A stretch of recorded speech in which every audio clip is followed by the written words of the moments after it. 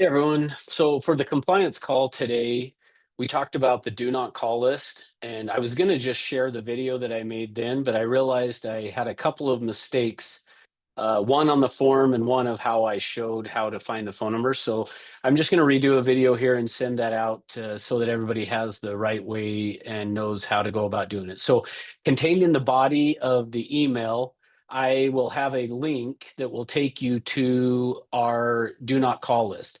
And just so that you understand how the do not call list works is you have to make sure that anytime you're calling a phone number that you have permission to do that or that they are not on the do not call list. So if you have permission, and I'll give you some examples of that, then you're fine to go ahead and call the phone number.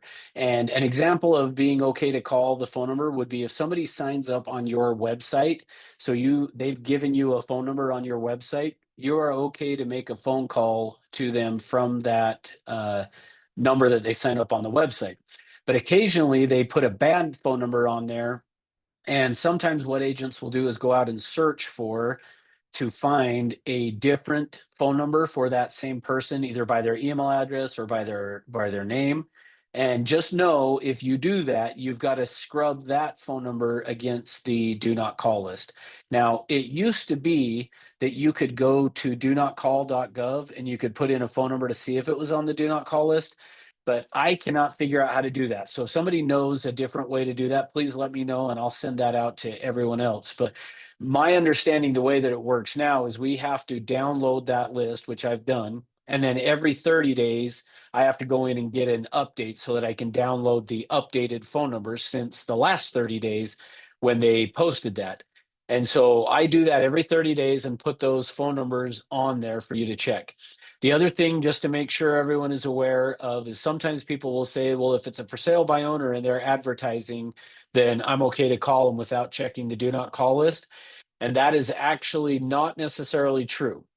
Now, if you actually do have a buyer for their house, so you have somebody who their house meets their criteria, it's in the neighborhood, an area that they want to be in, then yes, you could call and say, I legitimately have a buyer that might be interested in your house. That would be okay.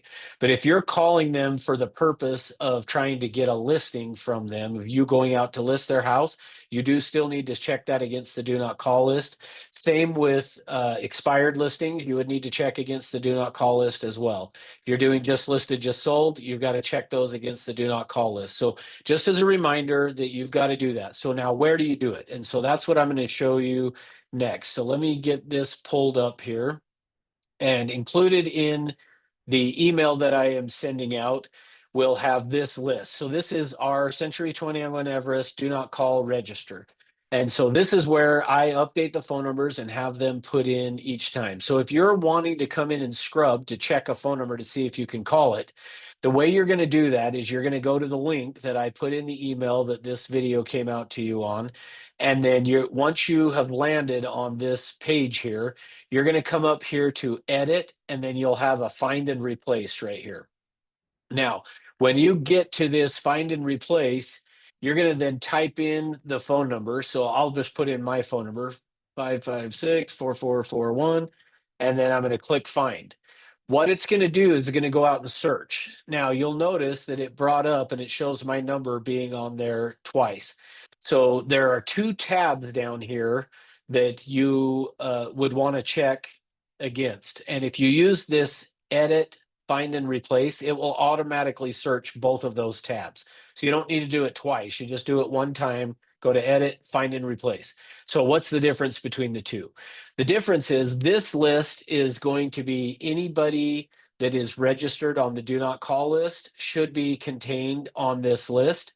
The other tab over here is going to be used for anytime somebody tells you, add my phone number to your do not call list, you actually need to go in and add it to our company do not call list.